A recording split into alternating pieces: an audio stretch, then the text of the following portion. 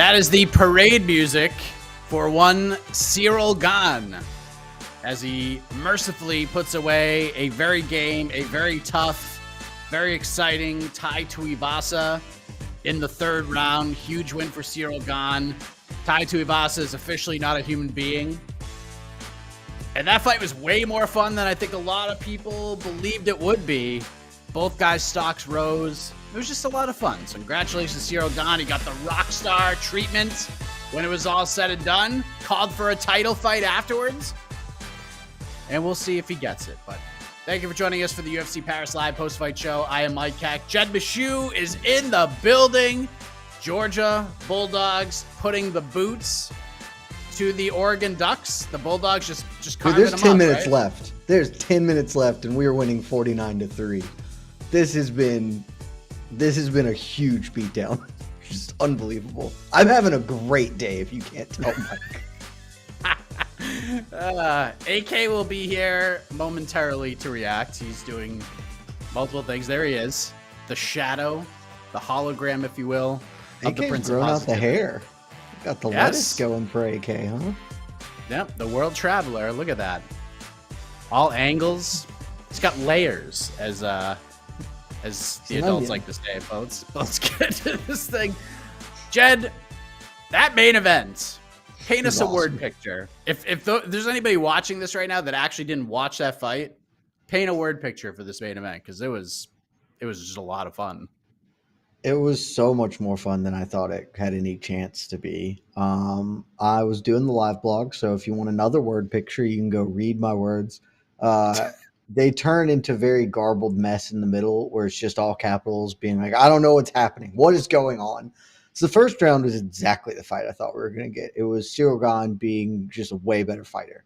And Tai Tuivasa being tough and doing some good things, honestly. But, like, clearly Gane was just outworking him. And the second round, in between the rounds, Tai's corner was like, it's your time to shine, buddy. This is where you get him. And I was just like, whatever. This is not where you get him because that's not a thing you do. And then damn if he didn't do it. He lulled Gane into a sense of security or so. I don't know what sorcery he did to land just a monstrous right hand on Gane. But Gane fell over and I was like, oh my God, he's done it. Because our Slack chat was like, everybody in there was like, yeah, this is Eric and AK were like, yeah, second round KO. This is where it happens. And I was like, oh damn, you guys were right. Look at that. But then Gane got up, we're going to talk a lot about Tai Tuivasa's chin, and we should. And the same for Marvin Vettori in a little bit. We should. Nobody needs to discredit what Ciryl Gane showed there, because to eat a clean shot like that from Tai Tuivasa is not a thing that happens. Tai said it himself beforehand. If I dink him, I sink him. He dinked him, and he didn't sink the dude. Ciryl Gane shot a takedown. He was on wobbles for the rest of the round, but still somehow had the temerity to land just a vicious body kick that then doubled Tuivasa over. And now we've got the change of momentum, and Gane's charging in, and then Tuivasa swings a monster right hook that lands. And now Gane's backing up, but Tuivasa can't follow because his guts are trying to fall out of his body. So it was just an unreal second round. Like, I am stunned that it got out of the round. And then both dudes were like, okay. Like, I have no idea how they pulled it off. Both guys at the end of it were just like, all right, well, 1 minute rest, let's go. And then round 3 starts, and Tai tried to make an effort of it, but at that point, he had his window, and the window was closed. Certainly the body shots he ate, I think, were too much. And then ultimately, they had some really fun exchanges in the third. Tai landed a couple of really big shots of his own, but none that were kind of the same. Oh, he's like, I mean, Gane said it himself. He was knocked out in that second round, basically, and Tai couldn't replicate it. And then Tai is starting to really get picked apart by this jab, and he sort of recklessly charges forward. And Ciryl Gane landed the cleanest right hand I've ever seen in a fist fight. I mean, he pivots off Tuivasa charging in, and if you watch the replay, which I've already watched like 10 times, he's reacting as if Tai's going to turn and fire back, and then when he sees that he just has a clear line to Tai's chin, who is turning into him, boom, just a short little right hand, but with all of his body weight thrown into it. It is the most technically pure and golden right hand I've ever seen. I am astonished that Tai Tuivasa's head stayed attached to his body. Uh, but that's it. We found what it takes to knock out Tai Tuivasa, and it was apparently that, because Tai was functionally done. He still stood upright, which I honestly am amazed by. But then there was a left hook, and the fight was over after that. But unbelievably fun fight, way more entertaining than I ever thought it could have been. Yeah, I mean, there are a lot of takeaways there. One, the right hand that pretty much was the beginning of the end. That was, to me, like the MMA equivalent of a Kobe Bryant step back jump shot. Like, it was just perfect. Step back, kind of feigned, and then boom, just landed that thing. It was absolutely beautiful thing. Tai is pretty much all done. Tai Tuivasa is not a human being. That's another thing that we took away. That fight was so incredibly fun. And I don't know, man. Ciryl, like, I thought when Tai landed that right hand, I thought Ciryl was done. Like, I thought when he hit the mat, he was unconscious. And somehow his eyes just opened up and he was willed back to his feet. It was just such a crazy fight. It was unbelievable. And do you agree? Like, it sucks to lose if you're Tai Tuivasa. And outside of that right hand, Tai was like somewhat competitive at range in the first round, which kind of surprised me because I thought Tai was going to be a lot more aggressive, but he actually had a pretty smart game plan and hung in there, lost the round. Second round was just wild. And then the third round was what it was. Ciryl just kind of picked him apart in the third, although we were still sort of on the edge of our seat. It's fair to say that, I mean, Ciryl, this is probably the most entertaining fight. This is the one we're going to remember for Ciryl Gane for a while. But Tai Tuivasa's stock rose tremendously despite losing. Like, this is a huge fight for him, but his stock still rises in defeat in a pretty significant way. Would you agree with that? Oh yeah, for sure, man. I mean, you heard me on on the preview show and BTL this week. I thought that there was zero chance Tai Tuivasa won. Turns out I was right. He didn't win. So don't come at me with that, Jed. You were wrong. Check the scoreboards, my guys. But I didn't think it would be this competitive. I didn't think Tai would be able to find a way to even land a big shot, much less one that like legitimately moments from winning the whole fight. And I mean, we all knew it was tough, but honestly, I didn't even think we knew it was that tough. I mean, this dude ate some. That head kick he landed in the, I don't remember if it was the third or the second because it all blurred.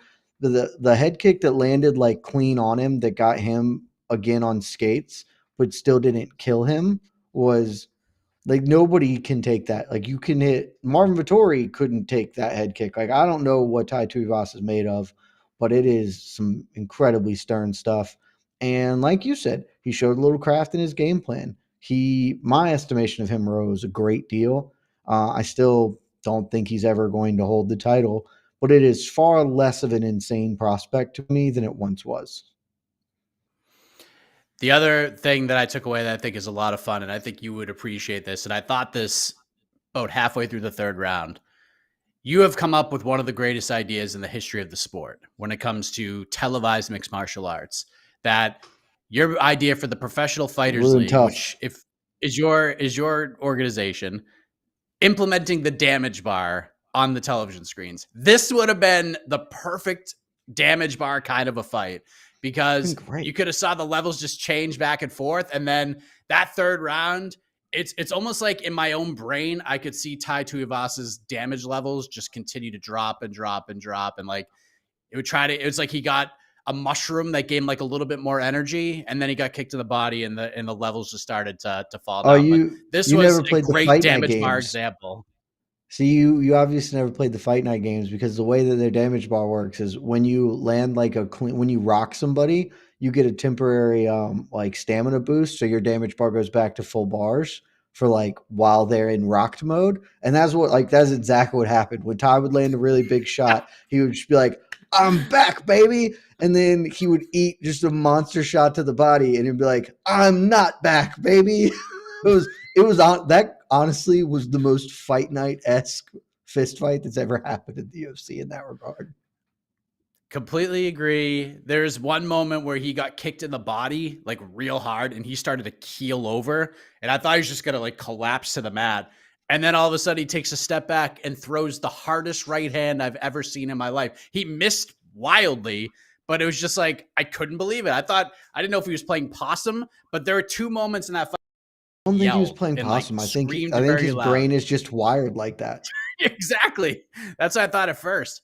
And there's AK, who went on the preview show. He was on the People's Pre-Fight show as well. We were in the Slack channel, as you mentioned earlier, and we thought heading into the second round that Tai Tuivasa was going to come through for our man AK, that he was going to make him a genius, and he was so close to doing so. But I got Jed's reaction. We had a lot of fun with this, but you're here. What is your reaction to the main event, Ciryl Gane's performance, Tai Tuivasa's performance? And I mean, obviously, I'm a little disappointed he didn't finish. I'm nothing against Ciryl Gane. Ciryl Gane is fantastic. I said after the fight was over, this dude's a rock star. He's so classy. He just looks like he's a superstar fighter. He was amazing tonight. I mean, it's not like, him getting hurt and showing his resilience is like such a plus for me. Like, I want to see a guy like him face adversity. And damn, those shots from Tai would have ended many, many other fighters. So he's legit tough. Again, we talk about his athleticism all the time. And that's what, man, I'll tell you, athleticism helps you a lot, when you're taking hits like that, just being in amazing shape. So yeah, fantastic. But I had been riding Tai by knockout for so long that he was gonna knock out Gane. I had narrowed it down to round 2 on our preview shows and pre-fight shows.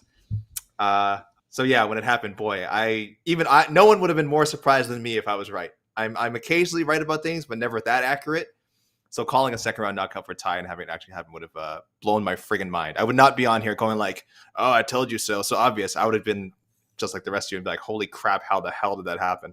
But yeah, what an awesome main event for both guys. Gane, superstar, and Tuivasa, legitimate heavyweight contender. I hope that this loss, the way he fought in this loss, confirms to people that him beating Derek Lewis and taking his top 5 spot was not a fluke. It was not an over correction. He's a top 5 heavyweight, and this only backed that up for me. It would have been really cool if he could have gotten the win, but look, Gane himself looks like he might just be the champ next time he fights Ngannou or anyone else. My goodness, that was amazing. We're waiting on bonuses. We will let you know. I'm sure the fight of the night is I can tell you fight of the night. I don't know if you need that. I can also give you at least one of the performances. It's Kopylov. He's gonna get one. Maybe, yeah. And that was a really nice and you gotta give it to Magomedov. I think and Alves. Yeah, so we're done. That's it. Those are your bonuses. So if that's correct, those are my 2 performance picks. That's great picks. Then. You said Kopylov. Shocking that you. I know you're not lying, because when you said Kopylov, it's stuck in my brain, because as Jed Meshew, to paraphrase Jed Meshew when he's appraising certain fighters, Kopylov is not good, or I didn't think he was good. He was. No, he's still not good. He beat Alessio Di Chirico. Like that doesn't make you good. He was good enough to beat Alessio Di Chirico. So Roman Kopylov, for one night only at least, I certainly owe you an apology, because you are very likely about to get an extra 50 Gs for an awesome finishing combination. I believe on the cards he was up 2, so pretty good performance for him overall, and then capped it off really nicely. So good for you, Kopylov. He was an amazing, super exciting finisher before the UFC. That's why I was so hard on him. Is like his first 2 UFC fights were just bad. Like they're real bad. So hey, if this is the start of the next wave of Kopylov, more power to him, because yeah, he looked really good today. And the heavyweight over cashed, right? 2.5. Oh yes, it did, baby. I mean, sweaty, super sweaty of a cash, but we cashed. We did it. The science continues. It's not a done deal yet. We don't have a scientific conclusion on. I don't know. I'm kind of willing to call it a written. done deal. I'm willing to call it a done deal, because if the punch Tai landed on Gane didn't break it, and the head kick Gane landed, here's the thing that we're not going to talk about enough that is truly mind-boggling to me. If you get hit in the head and everything gets scrambled, it really, really sucks. But you can recover and get back. If you get hurt to the body, that doesn't get better. That's just there forever. And somehow Tai Tuivasa got rocked to the body multiple times and was just like, never mind for a minute. I'm just gonna keep doing stuff. You don't see a dude ever. I've watched fighting for damn near 20 years, I guess, at this point now. It's been a really long time. And when you see the dude do this, that's it. Like how many misfits have we done where the guy eats a rib roaster and it's just like, oh, his whole life flashed before his eyes. It's over. And he's like, Hand up. what have I done to myself? He's done. And Tai did that like 4 times in that fight and then just straightened up and was like, cool, let's go. That is unbelievable to me. So if those shots didn't make a heavyweight undercash, ain't nothing doing it, baby. Heavyweight overs and flyweight unders, live the dream. Man. And I thought I thought I heard Tuivasa's. Oh, wait, is that the breaking news, Mike? Or you said you have breaking news? That's the breaking news. No, that's the breaking news. I thought when Tuivasa got hit by that first like body kick that like sent him just like running back, I thought he said something like "you got me" or like "okay." Like it sounded like he was talking like he want like not necessarily he wanted to quit, but the kind of talk that you only say when you're done fighting. That's what I thought I heard, but it was probably just swearing or something, or just like, or maybe he did say "you got me." Yeah, but like they were just very happy in there too. That was the other part that was lovely about it. They were just I feel good. beating the hell out of each other, but being all friendly. Hey, good almost appendectomy you performed with your shin there. Way to go, buddy. This is very nice. Jed, I'll ask you, AK, we'll talk about this tomorrow and on to the next one. But Ciryl Gane said, I don't care who the champion is. My next fight should be for the belts. That's what I want. I want to fight for the title next. Is there a chance after just the momentum he's going to gain from this fight and the performance and everything surrounding it that he might get his wish? Or is he just the best he's going to get is what I think is going to happen? He's going to have to fight Curtis Blaydes next. But you think that'll be an interim title fight? You think it'll be interim, right? No. Oh. Yeah, no. It's September. I think for certain point, so that's not an interim title fight. No chance. What, are they going to have 2 interim titles? Mm-hmm. Yeah, either that would John's be going to sick. fight. I would love it so much. Either Ngannou's going to fight Jones, or he's going to get. Either Ngannou's going to fight Jones, or they're going to strip him of the belt, and Jones is going to fight somebody else for the title. Probably Stipe. It's not. I don't think it's going to be Ciryl. Although I would really like to see that fight. I think Ciryl has would do a chance. John Stipe. You think so? I think Ciryl has a chance. Mainly because I wouldn't say it's the most likely scenario. I think you have outlined the most likely scenario, but there is a world where I don't know. Stipe just doesn't fight people, so it's hard for me to be like, he's definitely going to fight John Jones because he's just going to sit around. And like, I personally would far, far, far more like to see John Jones versus Ciryl Gane. And I think that can build some momentum here, right? Like, I think that is the case. I wish Gane had been a little more proactive in calling specifically for John Jones, as opposed to just being like, I'm not going to fight Curtis Blaydes. I think that would have made a better case for it. But if Stipe sits on his hands, because that's a thing Stipe sometimes does, or whatever, I think that there is going to be a fairly good appetite for Jones versus Gane. And in some ways, though obviously it's not really the same, there's a lens through which you can view it that's a poor man's John versus Francis. And that's the fight that people actually want, is John Francis. So I think he's got a chance. I don't think it's a very good one, but I do think there's a chance he doesn't fight Curtis Blaydes next. We shall see what happens. We'll get AK's. I mean, we'll just do this live. I'll ask you because we didn't. Should we match make for Tai tomorrow and on to the next one? Yes, should, yes, right? we should. Yes, we should. Yeah. He's earned it. It. Yes, he has earned it. Speaking of earning, go ahead. Did you talk about his? No. Did you talk about his walkout? I know I came in late. Did you talk about the walkout song?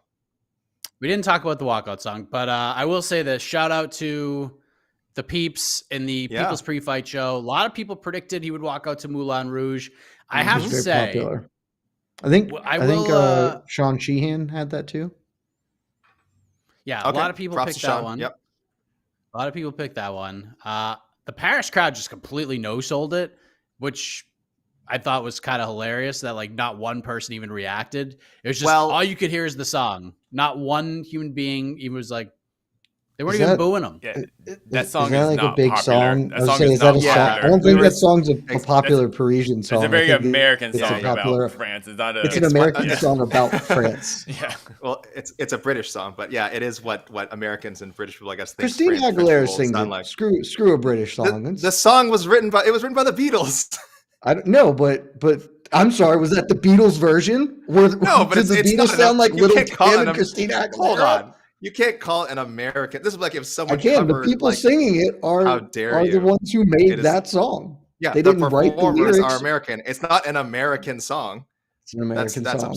It's not an It's an American American song. song. You guys got so We American. took it. So We took it. American. Sorry. But yeah, this is like what we were saying with like Eiffel 65 at the beginning of the also in the pre-fight. We're like, I have a feeling that's probably not a song that's popular in France either. Like these are global hits, but yeah. So when they didn't react, I was kind of like, yeah, that makes sense. I think this is more for the rest of the world, all the voulez-vous coucher avec moi stuff. French people probably get that all the time from tourists too, and they're just like, oh god, friggin' Lady Marmalade. So, you know. So yeah, it wasn't surprising to me that they didn't react super positive to it. So let's move on to the co-main event because we talked about the legendary chin of Tai Tuivasa and the legendary chin of Marvin the Italian Dream Vettori was tested and tested and tested over and over again by Bobby Knuckles, Robert Whittaker. Sensational performance. I scored at 30-27. I thought Vettori was somewhat competitive in the first. It was a close first, but Whittaker just ran him over the rest of the fight. It was a great performance. This guy's clearly it's Adesanya, Whittaker, and then like far down, unless Alex Pereira is actually the best middleweight in the world, it's everybody else. What did you think of his performance, Jed? Robert Whittaker, Bobby Knuckles. Thought this might be a competitive fight. Thought things could get close, a little hairy, but he beat the hell out of Marvin Vettori for the final 10 minutes of this fight. Oh, sorry. I was just taking a drink of my Georgia National Champions mug because we officially beat the piss out of the Oregon Ducks 49-3.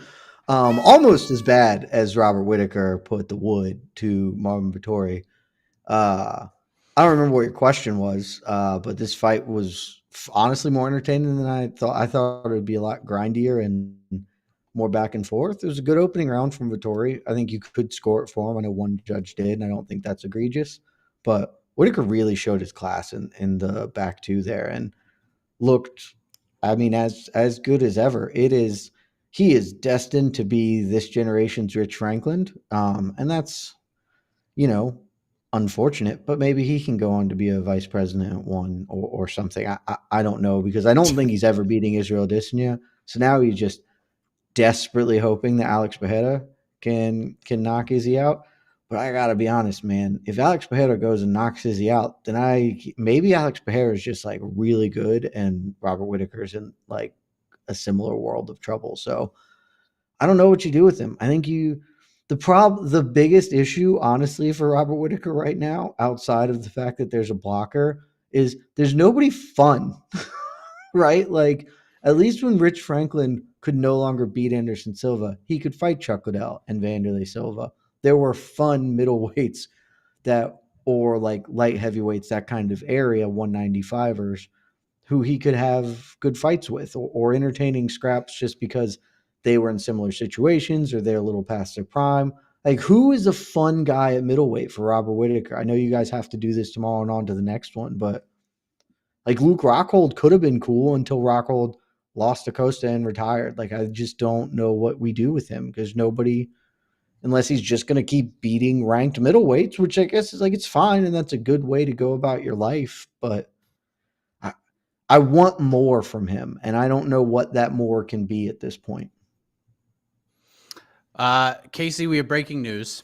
You can hit the breaking news music. We have bonuses. Fight of the night, a stunner. The main event, Ciryl Gane versus Tai Tuivasa. Performance of the night, Avis Magomedov and Benoit Saint-Denis. There you go. Yeah. Kopylov got screwed.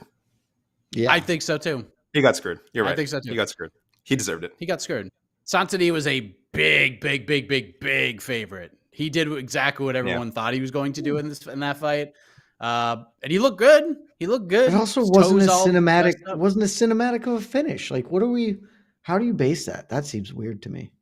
Got to please the French crowd. Got to please the French crowd. Listen, he was the first. He got the ball rolling for all the French fighters who went 5-0. They hit the French fighters went 5-0, including They did. hitting an underdog in that. That ain't. Just take that. They don't need $50K for BSD. Give it to the man who deserved it. Yes. Very, So there very you good go. night for There's the French. bonuses. 50 G's for all of them. Of course, when the UFC went back to London, all the guys who got finishes and gals who got finishes got bonuses. Not the case here in Paris, but that's neither here nor there. AK, Bobby Knox, what did you think of his performance? Loved it, man. I loved it. First round was, I think, a good feeling out process for him. I don't know how people scored the first round. I didn't see the official score. What was the scores again? Did someone get? There was definitely a 30-27 in there for somebody. Whittaker, right? There were 230-27s. 230-27s. Oh, okay. Yeah, and I think that's fair because the first round was like kind of close, but I mean, you definitely could have gone to Whittaker, definitely could have gone to Vettori. So whoever scored that first round for Vettori, fine.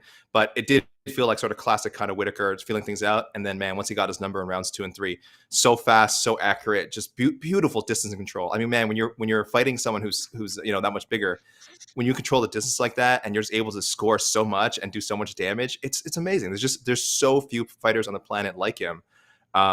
And Vettori looked, I mean, tough as hell. I actually thought Whittaker could put him away. And I still believe that as the fight was going on. We were praising his chin on sort of our online chat. And I'm like, and in my mind, I'm like, oh, I still think like Whittaker can do it. But boy, hit like 3-4 head kicks right on the money. Was stinging him with combinations, like right down the pipe, straight shots down the pipe. And Vettori, was he even knocked down? I don't think he even got knocked down, right? Sure did not. Oh my goodness, I have no. That's just not possible, and I don't care about the size difference. Those shots are kill shots that Robert Whittaker was connecting with. So yeah, praise to Vettori for the toughness, but this is just vintage Reaper, and I'm kind of with Jed. I don't know what to do with him, but whatever keeps him fight, just keep him in there. Co-main events, fight night main events, and hopefully well paid. I hope Robert Whittaker is on the higher end of the pay scale. As long as he's happy, I'm happy. To me, there's 3 options for Rob Whittaker. I'm not going to reveal any of those. There's like a bronze medalist, a silver medalist, and then there's a clear path, in my opinion. But Jed had the finger up, so maybe the light bulb went off it. when I it comes to figured it Rob out. Whittaker. He's going to have to sit on the bench for a little while, and that's okay. He's been very active. But what you do with him is after Leon Edwards knocks out Kamaru Usman again, you do Usman Whittaker for Whittaker's Usman's first fight up at 185, especially if Izzy has still won it, because I think if Izzy beats Pereira, then he's going to make his way towards 205, and so then Whittaker can hold on, wait till Izzy vacates the division, and if he fights our guy Kamaru, then that's a hell of a fight. That is a good idea as well. That could be the 4th choice. That wasn't even one of my 3 options. So that's a lot of fun. Last thing, and then we'll talk about another middleweight fight that got a lot of people's attention. Speaking of Olympics, Jed, on this card, if there is an Olympic event for best chins at UFC France, how are they on the dais? How are they on the blocks?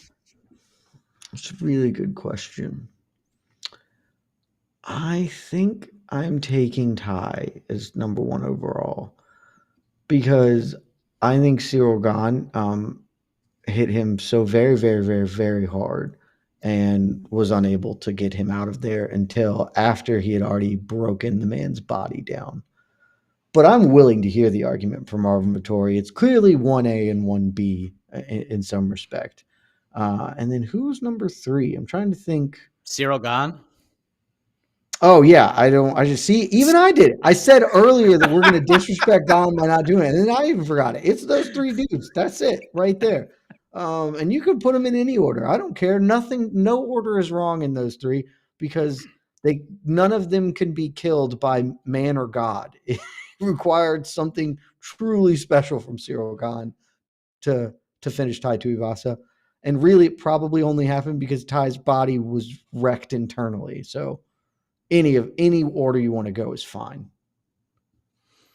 Casey has an idea for Robert Whittaker that he put out on Twitter. We'll discuss that in a moment, but let's move on to, actually, we could just talk about it now because he's talking about the guy who won the fight right before it. Nassourdine Imavov, who beats Joaquin Buckley, wins the first 2 rounds easily. 3rd round, things get a little hairy.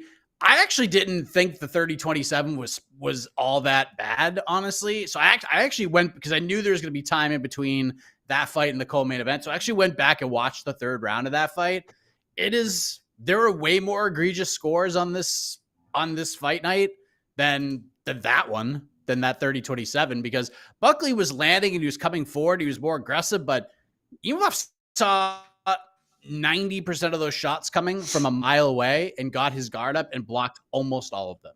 And he was cracking Joaquin Buckley with counters. That right hand, that lead uppercut, anytime Joaquin Buckley stepped in that third round, he got uppercutted right in the face, real hard, real clean by Nassourdine Imavov. This is a great performance. If you scored the third round for Buckley, I'm not going to get mad at you, but I don't think that giving the third round to Imavov was all that out of nowhere. But AK, we've all been very high on Imavov here at MMA Fighting. We have been for a while. Was this the kind of performance that you were expecting? From what your expectations were, did he over-deliver? Was it right where you were at? Or did he somewhat under-deliver because of that third round? No, I thought it was just right. I think it's more of a credit to Buckley how that third round went. I saw a lot of commentary saying, like, he left it all out there. I know it's a cliche, but that's what Buckley did. He knew he was down. He knew he was down the cards. He had to get a finish. He is a finisher by nature. So for him, it's just like, hey, turn it on, whatever. And look, I'm as you said, Mike, I'm probably gonna have to take some shots, which he did, which is why that like there was that 30-27 score. Clearly, Imavov was still having success in the third round. But yeah, again, if you're Buckley, it doesn't matter. You were either going to lose the decision or you were going to get KO'd. So I give a lot of credit to Buckley for that. But no, I thought Imavov looked great. I guess some people are going to be critical because Buckley is a bit, of course, an undersized 185er. Imavov is probably on the bigger end of the 185 scale, and we saw that. We certainly saw that tonight when you just were looking at them standing across from each other. It looked ridiculous. So, but putting aside the size, I still think Imavov looked really skilled, really patient. Definitely looks like a top 10 guy. I don't know how high he's going to go up in our rankings. Not because it wasn't a good performance, just because Buckley is not super high ranked. So this keeps Imavov his hype alive, and hopefully, as we were discussing before the show in the pre-fight, someone in the top 10 will accept a fight with him. Maybe the Brunson Hermanson winner or loser, we don't know, but he has the opportunity to crack the top 10. Probably by early, I don't know if he's going to get another fight in this year, but early next year, it really feels like Imavov is on his way. So I thought delivered just right. I wasn't disappointed at all. I just thought it was a really good fight against a very tough opponent, and he took care of business. Jed, how high are you willing to put Nassourdine Imavov? And I'm going to read the tweet right now from EKC Leiden, because my tweet was responding to Robert Whittaker. What I think should happen and what I'm going to talk about and on to the next one is basically, I'm just going to say it. I don't care that he lost to Adesanya twice. If Adesanya beats Alex Pereira, do it again. I don't care. Adesanya Whittaker 3 is just fine, because that second fight was real close. But, I mean, listen, I'm kind of with New York Rick, especially in this division when it's just 1 and 2 and everybody else is so far down the mountain. It's going to take like a long time to climb the rest. But there's no other option right now. I don't really care. It's neither here nor there. Casey's idea, Jed, Robert Whittaker versus Nassourdine Imavov, #1 contender fight, winner gets a title shot. Would you do that if you had the pencil? Oh, if I had the pencils, for sure, no. I don't hate it. It's not the worst idea I've ever heard, but I don't know what the UFC has Nassourdine ranked, because that doesn't matter and I don't care. But I mean, it's a solid win, but I was also just talking shit about Alessio Di Chirico, and Joaquin Buckley beat Alessio Di Chirico. So it's not like beating Joaquin Buckley is the greatest thing that's ever happened in the world, It's a very good win, a great performance. Lost to Di Chirico. I said that wrong. I think that's what you meant, though. Yeah, that is what I meant. I said that wrong, though. That's what I meant. Yeah. Yeah. So the point being that beating Joaquin Buckley is not unbelievably incredible. Good, solid win. Good, good enough fighter. But this is not all right, let's give him the #1 dude in the division, because I don't know. I hate the idea of Robert Whittaker getting a title fight again. Like, I'm not opposed to him ever getting one, but I need 3 wins. This is 1. I need 2 more, just because let other people get a chance. And if he knocks off all the other people, then okay. But let Andre Muniz fight somebody to get in line for it. Let other things happen instead of just these are the 2 best guys. Because I agree, they are the 2 best middleweights. One of them is much better than the other, at least stylistically. That's been proven. He clobbered him the first time. I didn't think the second one was close. It was competitive. Thought Robert Whittaker very clearly lost the fight. And I think that's how it will go every time they fight. Like, it just is the matchup, and that's unfortunate for Robert, but a lot of people have that in the history of the sport, and you just kind of got to move on. So I'm not opposed to him ever fighting for it again, but I do think Izzy's going to leave the division soon, and I don't want to see another Whittaker fight. I've seen it twice. I'm covered. If I'm booking it, I don't know. Let me look at the rankings right now. That's the other problem is Whittaker's beating a lot of the other dudes kind of in and around the area. Isn't Sean Strickland fighting somebody soon? Supposed to fight Cannonier, but that fight's scrapped. Yeah, I also don't care about that. What's Dricus Duplessis doing? I'd rather do that. Like, that's more fun to me than Whittaker. Or hell, just do Muniz. Like, that's cool too. At least that's a sort of different fight. I don't know. That's my issue with Robert Whittaker. I don't know what the hell to do with him. I think we just put him on ice until Izzy loses or leaves the division. And if he wants, I know he doesn't want to do it. And we talked about this on BTL. I'm cool with it. Go up to light heavyweight and take a fun fight against a rando there while you spin your wheels. Like, don't put on the weight. Just go fight Paul Craig. You can beat Paul Craig without adding bulk, Robert Whittaker, and that's at least a fun thing to do. I would way rather do that than be like, hey, Nassourdine Imavov, you look fun and interesting. Let's ruin you as a title contender. I don't want to do that. Like they did with Edmund Shabazian in the past and Yeah. others like that. I mean, middleweights, there's a lot of the similar names at middleweight, but you named off some fun ones, Jed, that are climbing the ranks right now. Imavov's one of them. DDP's one of them. And there's more than that as well. You do Imavov DDP. That's the fight. Like, that is a fight. Andre Muniz might be the most dangerous of all three of those guys with what he does very well. And then even Abus Magomedov is a problem. And that was a scary freaking knockout. I know it's Dustin Stoltzfus. It's not a guy that's even like a top 40 middleweight, but 19 set that front kick. Yeah. It was like he initiated go-go gadget legs. Oh. He might have the longest legs I've ever seen because it was like his back was against the friggin' fence on the other side of the cage, and he threw the front kick and still kicked him in the face. Just ridiculous. There's nothing you could do. He put his foot in his mouth. His foot was in his mouth. Like, actively. Yeah, his foot was in his mouth. And again, you guys mentioned the speed. Look, we all expected, like, Stoltzfus, credit to him, came on a short notice, like not super short notice, actually, but like a couple of months, but he was the replacement opponent to save this fight. And as we all thought, Abus is a huge prospect, was expected to run through him, and he did it. That's all you can ask for when you're facing someone that you're expected to run through. He ran through him. So you can say, oh, he just beat Dustin Stoltzfus, but yeah, he did it in 19 seconds. He's good. He dismissed him as expected. Yeah, so give him credit for that, right? I know what we're doing with Whittaker. I just figured it out. I don't know why I didn't see it. It doesn't matter. It's win or lose. He's fighting Alex Pereira. If Pereira loses, you just run Whittaker versus Pereira. If Pereira wins, you run Whittaker versus Pereira. It just happens to have a belt on the line for it. Like, win or lose, he just gets Pereira. After he beats Pereira, then you do. Is Muniz booked? No. Then you do Muniz Imavov. And then the winner of that fight, if Izzy still has the belt and Whittaker beats Pereira, then the winner of that fight can have a number one contenders fight against Whittaker. Then Whittaker will have gotten 3 wins before he gets another shot at Izzy.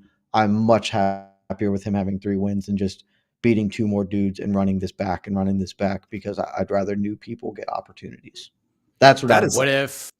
What if Paulo Costa resigns with the UFC before they renegotiate, get him locked up to a new 4-fight deal where he's making a couple extra bucks? Would that take the spot?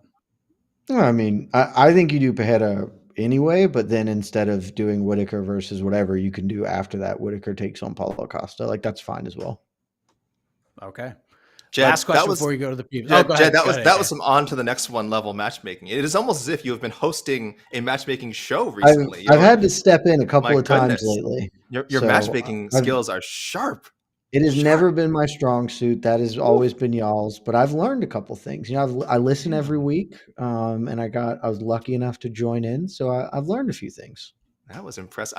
I will credit you, but I may steal that for. You should. It's win or lose. Alex Pereira is the right fight. I think. Honestly, truly believe that. It's a good answer. I can't wait to reveal my other picks. I think you'll dig one of them. Ooh, Because I think your it actually other makes a pick. lot So of that sense. was one of the 3 then. Yes. I'm getting so good at this. No, not that one. Well, kind of. There's parts of it, but the silver medalist is actually a really interesting pick, and I would actually really like to see how that would play out. But last question, because I know a lot of people talked about this on Twitter and have brought it up on the comments here before we go to the peeps. AK, true or false? The UFC Paris crowd was better than March's UFC London crowd.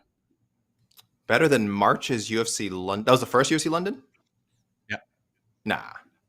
Nah, they were good. They were really good. I thought they were fantastic. There was a few moments where they kind of dropped off. And again, I don't blame them. This card had a lot of like new faces. And some of those faces were their countrymen. Of course, William Gomez, very solid win, and got his mic time after. I think he really made the most of his opportunity. But again, this was a 12 fight card. There's going to be natural ebbs. So I mean, I don't think they quite hit that level of London. Also, this is their first event, so that London crowd is ingrained. I mean, they've had events in London before. There is a set UFC fan base there. This is the first one in France. Clearly, they do have a fan base, but let's wait for a little further in the future. But credit to the UFC's matchmakers and everyone who the fighters, of course, who put this card together, because this is about as well booked as they get. I still stand by, it's not like the most exciting, most memorable card, but you got 5-0 UFC fighters. I cannot stress enough how valuable that is for the promotion. And the next time they go to Paris or somewhere in France, like, man, the thirst and the demand will be even higher. You're getting called out for the poll here. We'll talk about it after. I'll talk about it after. I'll talk about it before. But let me know when you're about to go into the questions, and I'll explain it before. All right, we'll go into the questions because I have to understand what's going on. Okay. I want to piggyback onto AK very quick to just say, go ahead, Jed. This card was way better than I thought it was going to be. And if we had Furo versus Andrade and Cedric Doumbé on it, this card would have delivered like a 9.5. Like those two fallouts weakened the card. We talked about it in the preview show.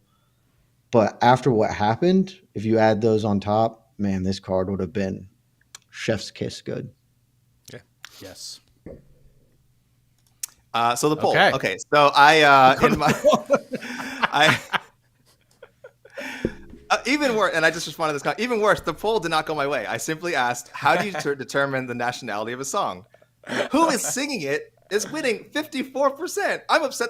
Even if it had been the other way, who wrote it 54%, I'd still be upset that it was close. Like, this should be like 80%, like nationality of who wrote the song. Who performs it? And I will say, however, performing the song is the song. However, I will say, I was wrong about who wrote the song, and thus, in a way, I'm right that the nationality of the writer should matter for. So I get stupid. I was getting Lady Marmalade confused with Lady Madonna, which is a Beatles song, which sounds nothing like Lady Marmalade, by the way. I was confused with the Beatles part. I was like, thank you. I was just trusting. That was the first thing I was going to look up when we got off. Okay, you said it so confidently that I believed you. No, I was thinking. Okay, it's the Beatles. Lady Madonna is a Beatles hit, not Lady Marmalade. Lady Marmalade is written by. Should I say I'll say Marmalade. Let's Americanize it. Lady Marmalade is written by two American gentlemen, Bob Crew and Kenny Nolan. And so it's really an American song. And it was written for the American song group. So you're doing a lot of gymnastics instead of just saying you were right, Jed. I was wrong. All the way down. Listen, I'm happy to say it. You were right. I'm happy to say you were correct. I was totally lost on this. However, I stand by the nationality of a song is determined by who writes it. So the people don't agree with me. Pretty sure they're trolling. I'm pretty sure they're trolling because that's insane. But the people have spoken right now firmly, and it's been like this most of the time. It's been pretty firmly in favor of who is singing it. 55% right now. It's been around there. So, and I'm angry with you right now too because we said the Beatles, and I believed you for some reason. Yeah, while you guys were all talking about Ciryl Gane and Tai's awesomeness, I was like singing Lady Marmalade has the Beatles in my head. I'm like, that just doesn't sound right. John Lennon branched out, huh? Oh, I loved writing Lady Marmalade. That's John Lennon. It's not bad. I'm doing John Lennon. Doing John Lennon. Okay. Peeps, let's take some questions from the peeps. I love that you lost your own poll. I want People are to. insane. It's who writes a song. That's what the song. God, just forget. I'm just gonna be. This is gonna bother me for a long time. Okay, so everyone, so you guys are rules are rules. Rules should be punished, right? If you break a rule, you should be punished, correct? I have one major caveat to it, but I largely agree. The major caveat is, and this goes for all sports, if you do anything that's dope, it's okay. I don't care if it's legal. Let's talk about the finishing shot with Ciryl Gane. A clear strike to the back of the head on that finishing kind of sequence. The overhand, like he kind of did Yeah, overhand. very clearly illegal. Yeah. But obviously, Tai, 99% of the damage is already done. But we've seen this before. Fighters who have maybe lost a fight by throwing an illegal hammer shot at the very end when they're trying to do a finish. Do you think that should have been punished? Do you think, is this just like, whatever, everyone's having a good time? What do you think? Don't Because forget, you guys are rules, people. No, and don't forget, Gane JDS.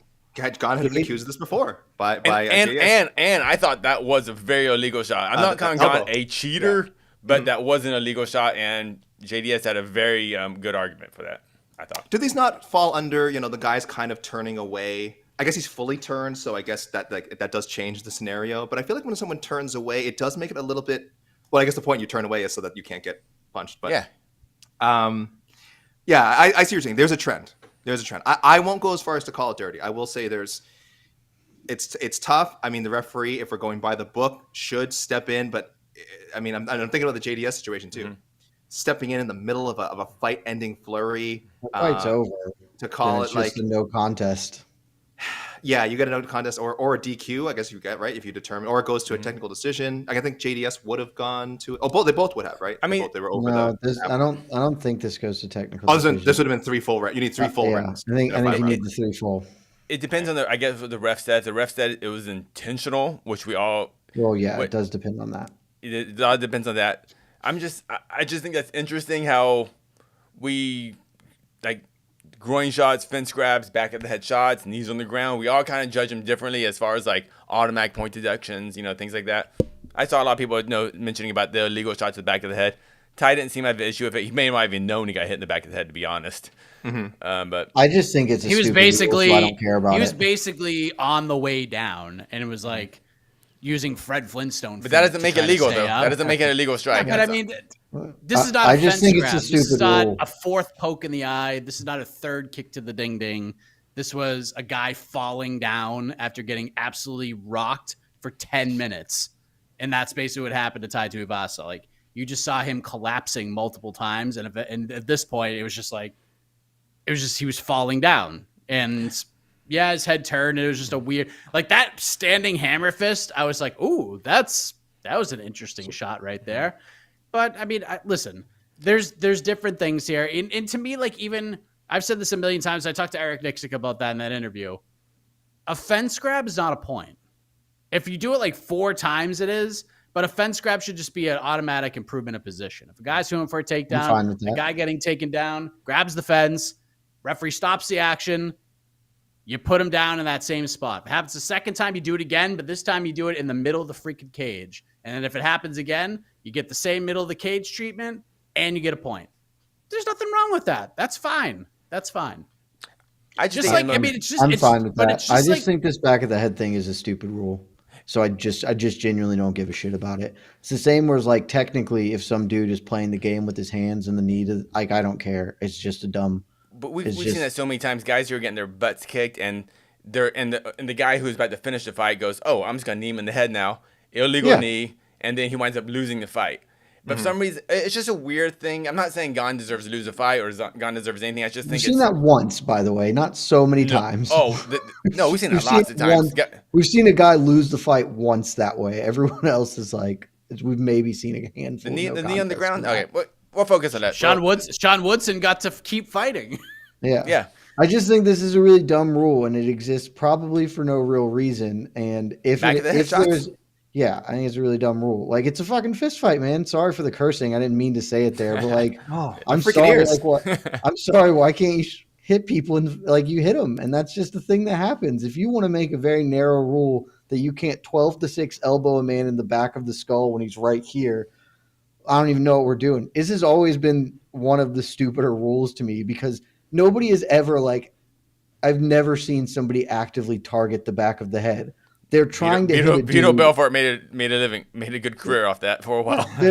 He made a good career off TRT. Yeah, and that those too. are very different. It's just like it's always some dude is covering up, and he's like, "Here, I'm giving you my arm, and I know you can't hit me in the back of the head because of rules." Or it's just dumb. Like, I've never cared about this rule, and I'm just not going to. I didn't care when JDS got hit.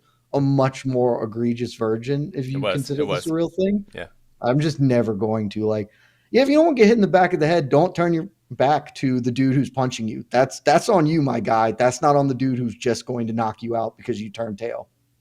cool. All right. Yeah, and I will say I think one of the major differences between, again, like, why is it so easy to call the illegal knee on the ground? It's just easier to see. I mean, when a guy's much easier to see. Like I said, that Gane flurry is just so fast.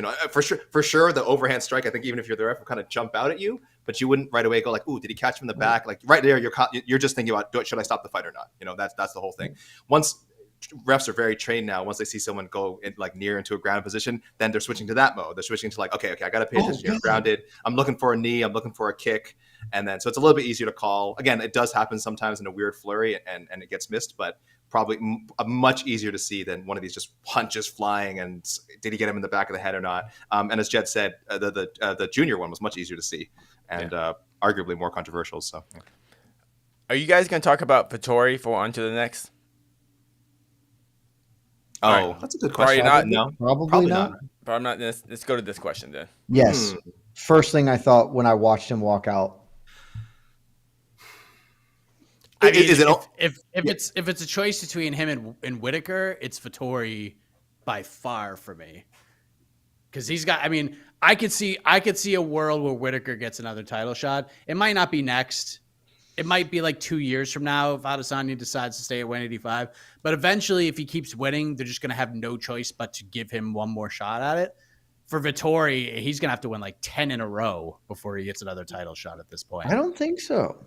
I mean, if Izzy stays, Izzy's not going to stay in thing. Vettori's only 28 is the other thing. Like, he's still very young. No, I meant to fight Izzy. And he's still a long way at 185. Yeah, Izzy's not going to stay forever at 185. Like, he's going to be gone within next year. I think staying is okay for him. I just would like to see him at light heavyweight.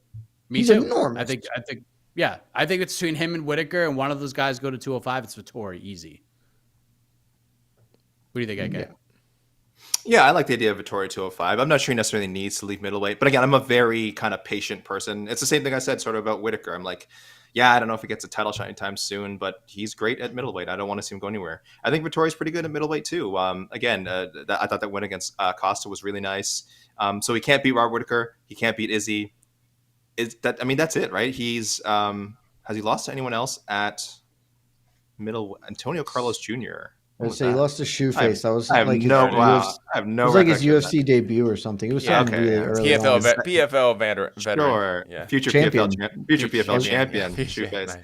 But outside of that, I just don't know if that's reason enough to leave the division because you can't beat Robert and Israel. And the age is important, 28 for sure. I think his best years are ahead of him. I think you keep chugging along at middleweight. But if he catches some kind of weird loss to, just someone that he shouldn't, someone below him in the rankings, then we might be talking at least a temporary move. It might just be good for him to get a change of scenery. I feel like he can always come back to middleweight.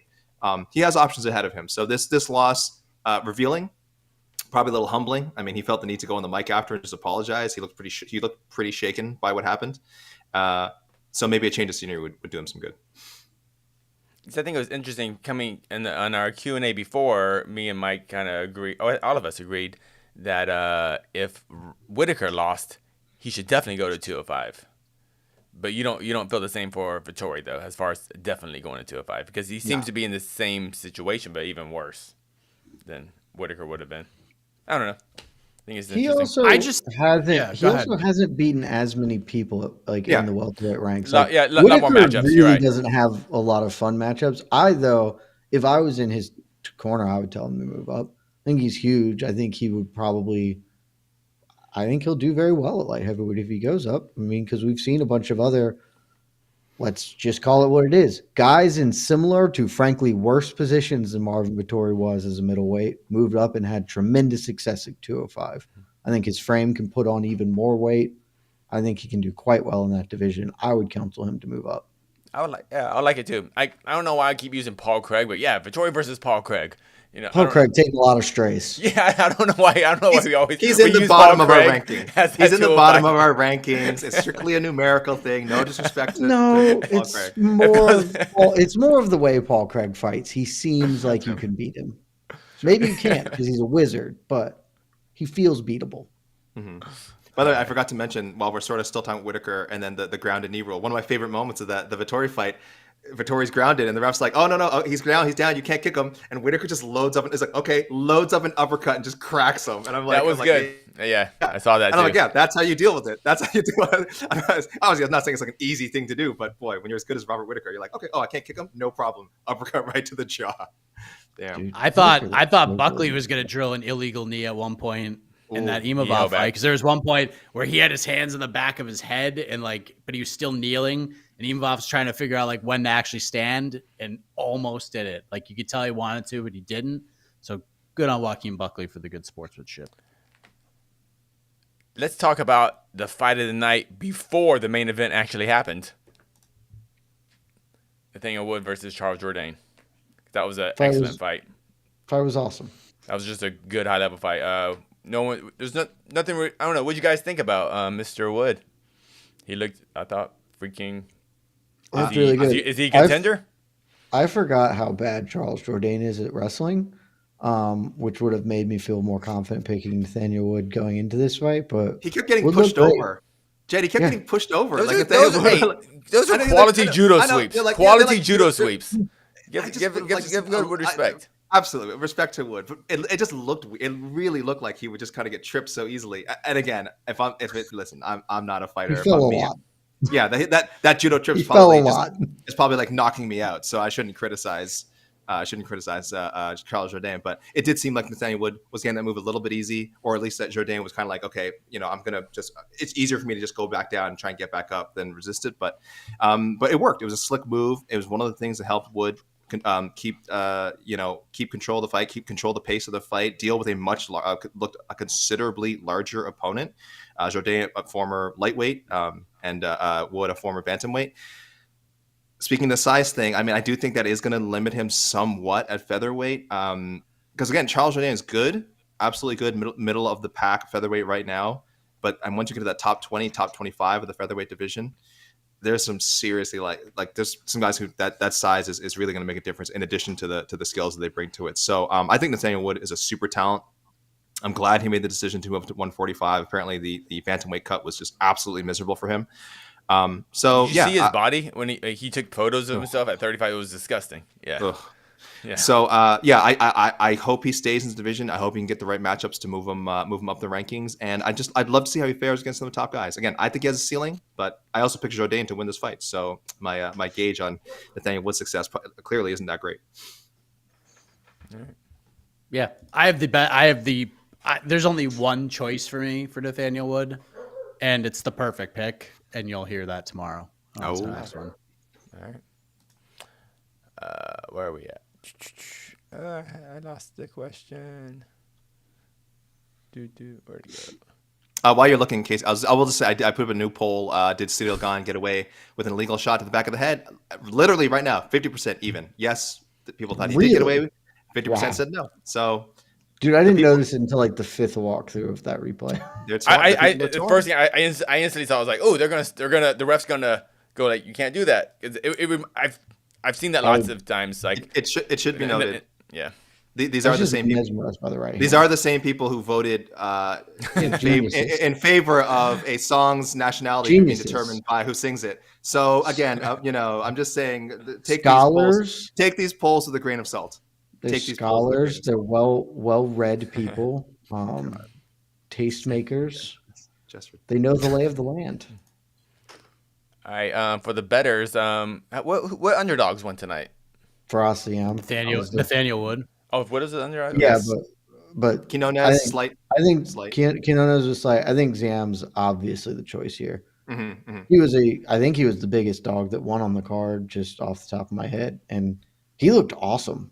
I did not expect him to look that good again. And it's not like Figlock is great or whatever, but he controlled the striking and the grappling of it, sort of won that fight pillar to post.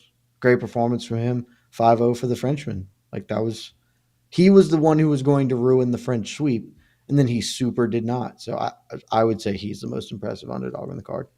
Yeah, I can't prove that the crowd helped him get out of that triangle at the end, but I really feel like there was a little extra juice in his performance when he almost threw the fight away with a very bad shot.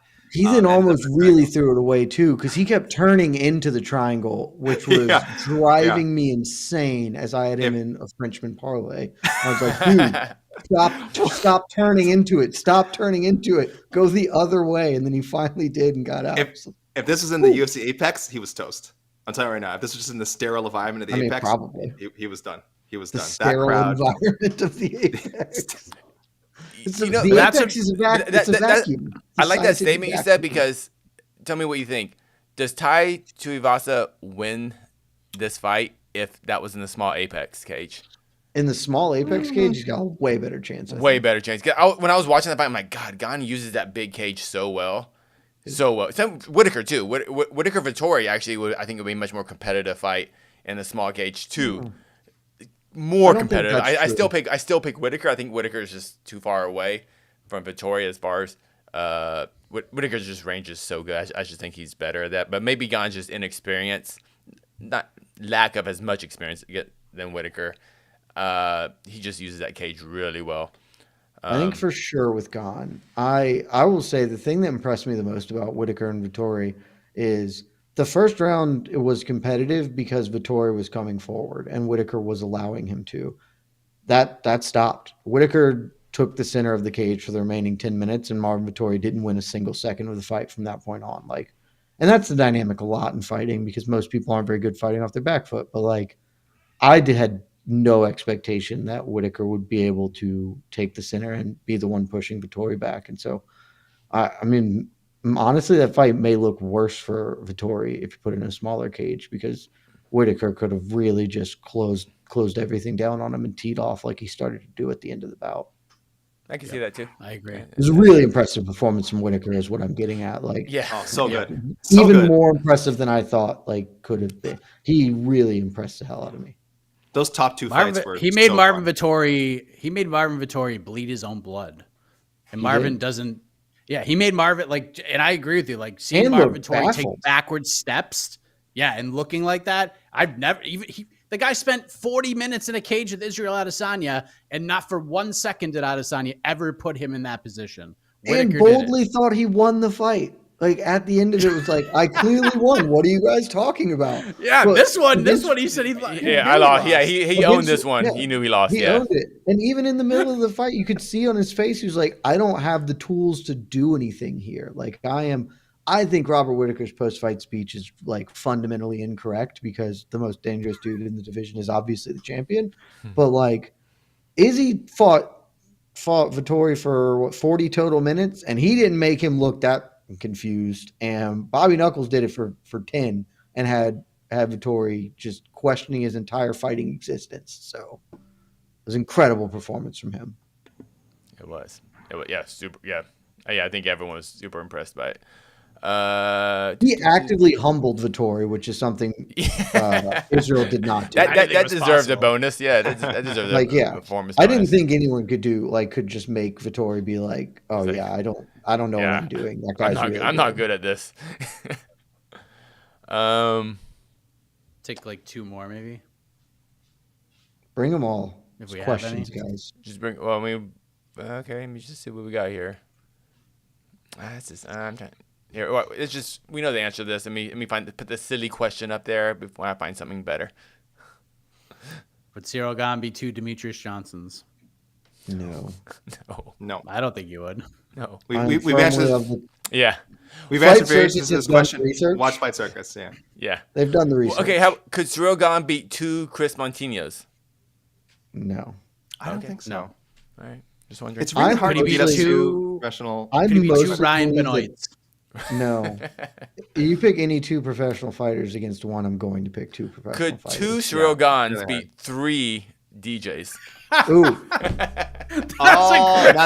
This is changing the math. This This is a way more interesting question. Because theoretically, one of the Ganes could take out one of the DJs early.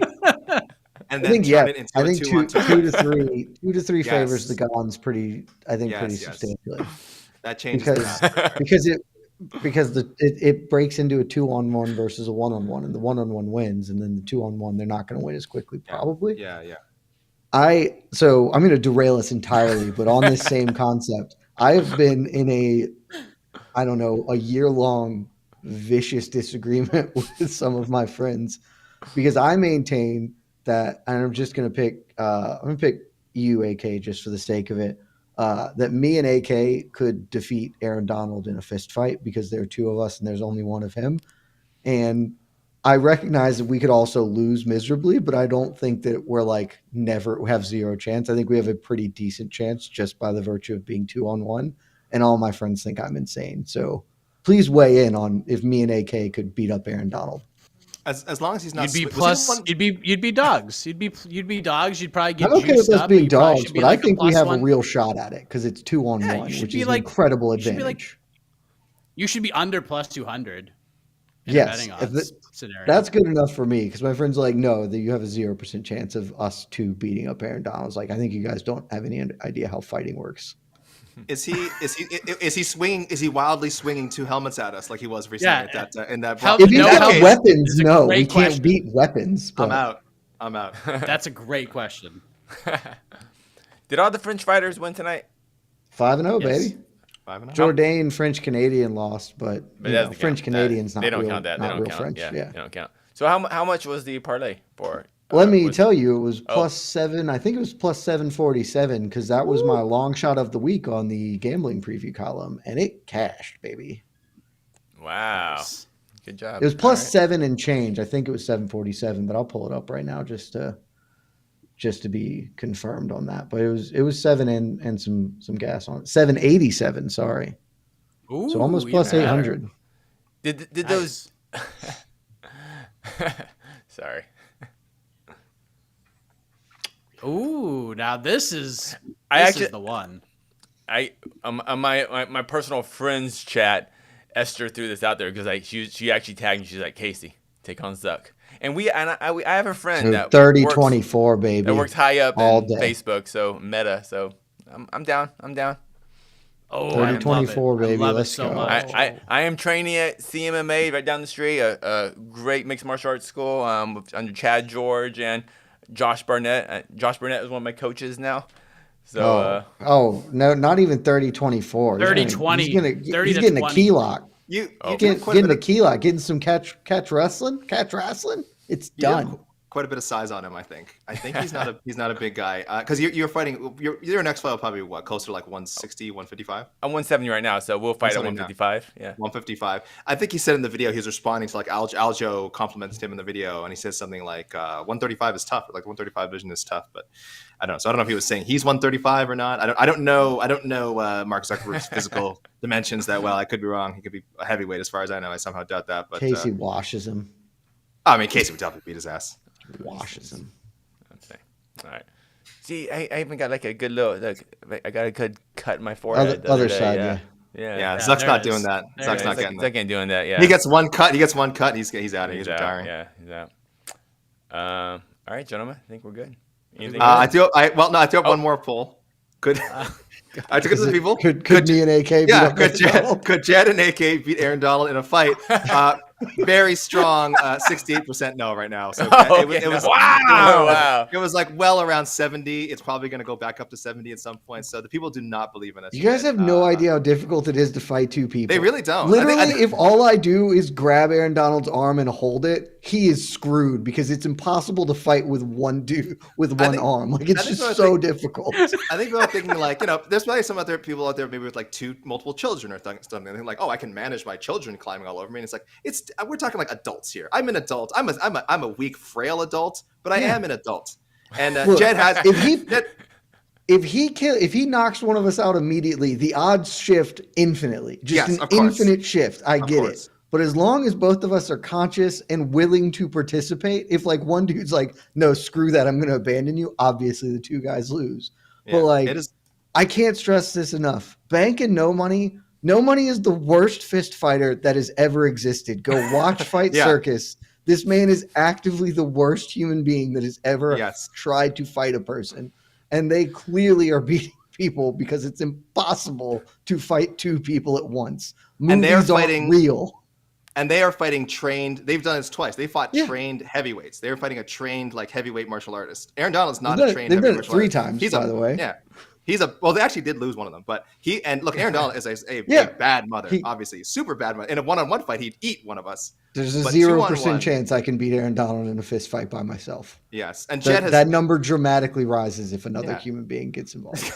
the comment. Jed has a wrestling background. AK has a basketball. Jed is also trained in kickboxing. Oh, Jed has fought in kickboxing. So, I mean, Jed has more martial arts training than Aaron And I'm Donald. a purple so. belt. So I would like, I'm not definitely be. entirely out of dead.